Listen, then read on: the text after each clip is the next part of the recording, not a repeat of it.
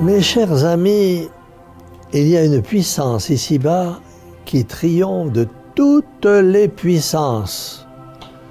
Une puissance plus forte que tous les grands de la terre. Une puissance qui, ayant une fois saisi une croix, ne la lâche jamais, malgré les prières, les larmes, les efforts désespérés. Une puissance enfin inexorable et invincible. Cette puissance, c'est la mort. Car la mort triomphe de toutes les résistances. Elle abaisse tout sous son inflexible niveau. Riches et pauvres, savants et ignorants, grands et petits, elle les renverse tous pour les jeter tous au fond d'un même tombeau, en sorte qu'il semble vrai de dire que rien sur la terre n'est plus fort que la mort. Cependant, chers amis, un jour, la mort fut vaincue et contrainte de rendre sa proie.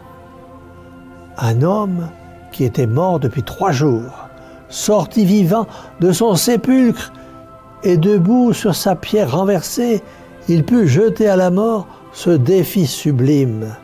Ô mort, où est ton aiguillon? Ô mort, où est ta victoire? Cet homme, mes amis, c'est Jésus-Christ, Fils de Dieu fait homme, dont le monde chrétien célèbre aujourd'hui la résurrection avec une immense allégresse. Mes chers amis, je vous ai parlé de lui durant ces jours saints, je vous l'ai montré humilié dans sa passion et torturé dans les douleurs inexprimables de son crucifixion. Combien je suis heureux, mes amis, de vous le présenter aujourd'hui dans la gloire de sa résurrection. Pénétrons donc dans les divines profondeurs de cet événement d'une si grande importance, unique dans les annales de l'humanité, afin d'y puiser une foi plus vive. Ces 3 sombres journées sont maintenant évanouies. Le Christ est ressuscité. Les saintes femmes, Pierre, Jean, les 11, puis les disciples, pendant 40 jours, l'ont vu, ont parlé, ont vécu avec lui. Et sa résurrection a confirmé la certitude qu'ils savaient que leur Maître Jésus était le Fils de Dieu. La résurrection est pour les apôtres et pour tous les chrétiens la preuve fondamentale de la divinité de Jésus-Christ. Et parce qu'il est le Fils de Dieu, notre Seigneur a réalisé ce que nul homme n'a pu faire. Il a réussi à se faire croire, à se faire aimer, à se faire adorer. Notre Seigneur a demandé la foi en sa parole et en sa personne. Et il l'a obtenu. Il s'est présenté au peuple juif comme un maître apportant une doctrine nouvelle, et dès les premiers jours où il parle dans les synagogues, les Juifs sont dans l'étonnement. Où a-t-il appris ce qu'il enseigne? Sa science, en effet, dépasse toutes les données humaines.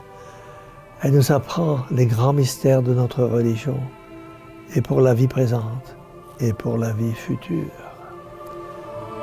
Et cette science, où l'a-t-il puisée?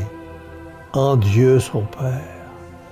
Ma doctrine, dit-il, n'est pas de moi, mais de celui qui m'a envoyé. Si quelqu'un fait la volonté de Dieu, il saura, par son expérience, que ma doctrine est de Dieu. Parce que sa doctrine vient de Dieu. Notre Seigneur exige la foi en sa parole comme condition de salut. Celui qui croit en moi sera sauvé. Celui qui croit aura la vie éternelle.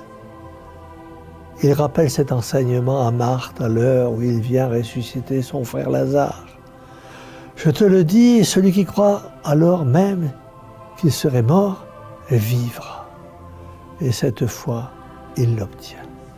Cette foi en Jésus ressuscité, vrai Dieu et vrai homme, c'est la foi des millions de chrétiens dans tout l'univers. Depuis plus de 20 siècles, la doctrine de Jésus-Christ ressuscité, étudiée par les plus belles intelligences, est la seule qui répondent aux besoins de l'âme humaine. La morale de Jésus-Christ ressuscité est la seule qui maintiennent les hommes dans la vertu et règlent d'une façon équitable les relations sociables. La foi en Jésus-Christ ressuscité, c'est la vraie lumière, la vraie force, la vraie consolation. Il est bien vrai, mes amis, que nous qui avons la vraie foi en Jésus-Christ ressuscité, nous ne connaissons pas assez notre bonheur. Essayons d'en prendre davantage conscience, cela nous aidera dans les chemins de la vie.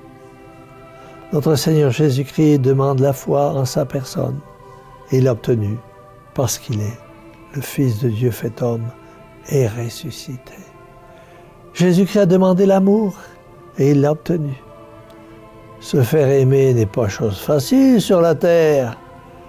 Vous possédez la force, l'autorité. Vous pouvez vous faire craindre et obéir. Vous possédez la science, le talent. Vous pouvez vous faire admirer. Mais se faire aimer, ouvrir une âme et s'y installer en maître, voilà qui est souverainement difficile, et voilà ce que Jésus a fait. Notre Seigneur veut être aimé, et nous constatons dans l'Évangile cette douce et puissante attraction qu'il exerce sur les âmes. Jésus veut être aimé de tous les hommes. Si tant d'hommes se sont convertis à la parole de Saint Pierre au matin de la Pentecôte, c'est que Jésus les avait préparés depuis longtemps déjà en gagnant leur cœur. Jésus veut être aimé au-dessus de tout. Dieu étant l'amour infini, a déposé dans le cœur de l'homme une étincelle de ce brasier ardent qu'il est lui-même. C'est pour cela que l'amour est la plus grande puissance humaine et qu'il crée des liens uniques au sein de la famille et entre les amis.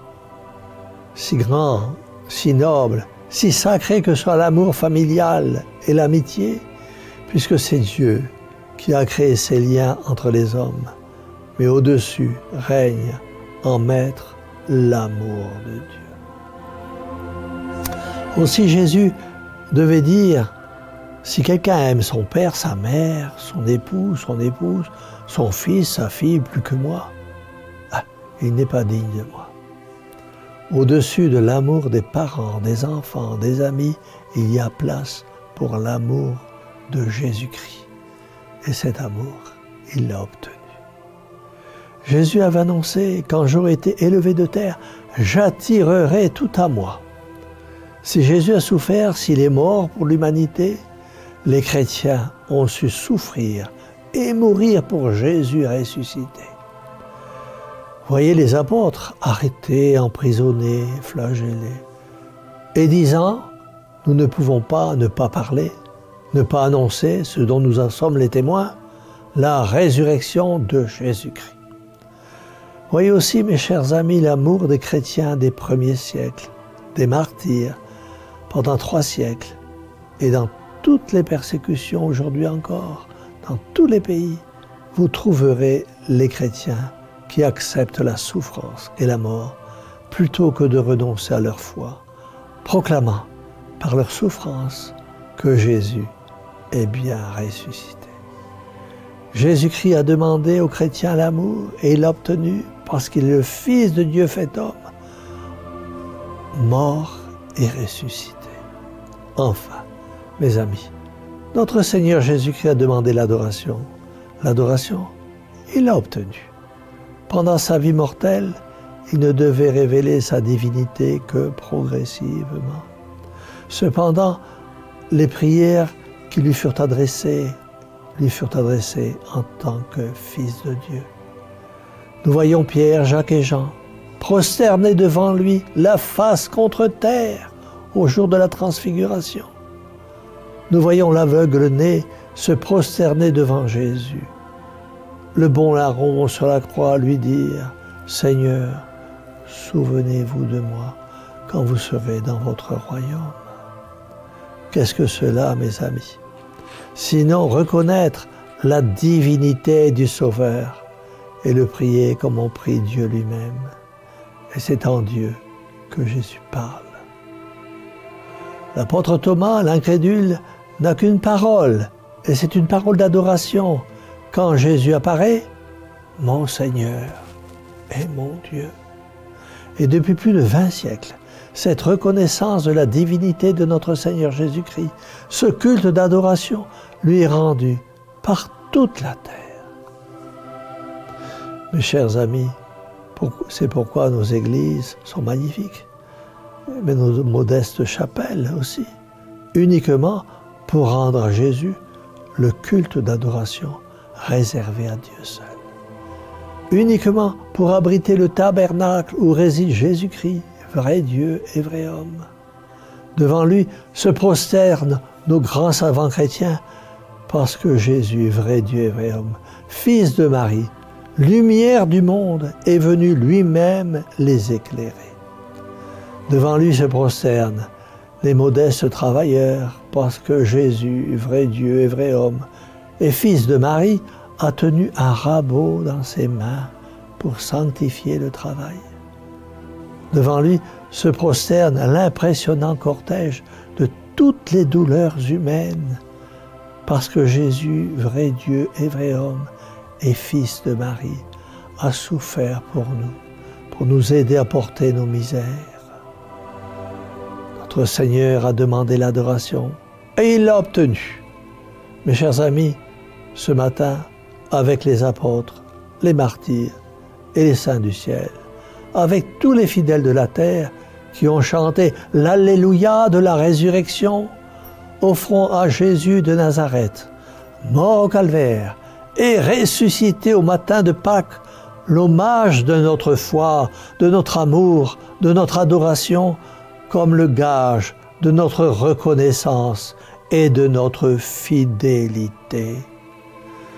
Parce que nous croyons, ô Jésus, que vous êtes vraiment le Fils éternel du Père, vrai Dieu et vrai homme, vrai Fils de Marie, Jésus-Christ ressuscité. Nous vous adorons, nous vous aimons, nous vous adorons pour ceux qui refusent de le faire, et nous vous aimons pour ceux qui ne vous aiment pas. C'est pourquoi, remplis d'allégresse, et témoignant de la résurrection de Jésus, Fils de la Vierge Marie, nous disons à cette bonne mère, cœur douloureux et immaculé de Marie, sauvez-nous. Alléluia. Le Christ est ressuscité. Il est vraiment ressuscité. Et que la bénédiction du Dieu Tout-Puissant, Père, Fils et Saint-Esprit, descende sur vous tous et y demeure à jamais. Ainsi soit-il.